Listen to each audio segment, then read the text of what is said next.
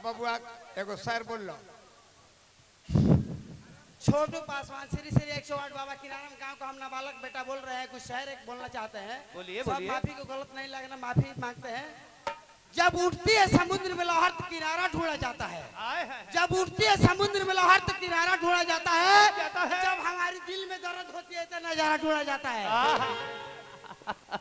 अरे कहे कमल बांस ना तो धीर धरो मन में कहे कमल बांस ना तो धीर धरो मन में धीर धरो मन में हो धीर धरो मन में खेर मरबे किनारे नारे अरे ते मरबे किनारे नारे पिंकी ले ले रुपया मरबे किनारे आहिया अरे ते मरबे किनारे नारे हो जवानिया में ठोकर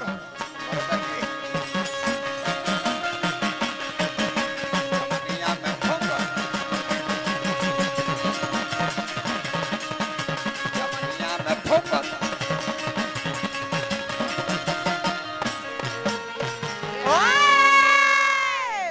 धन्य हमरा मनेंद्र चौबे जी, आप अपने गांव में बुला के हमने के बहुत बहुत मनेंद्र चौबे जी जहां भी हुई थोड़ा देर खातिर मंच पर आई।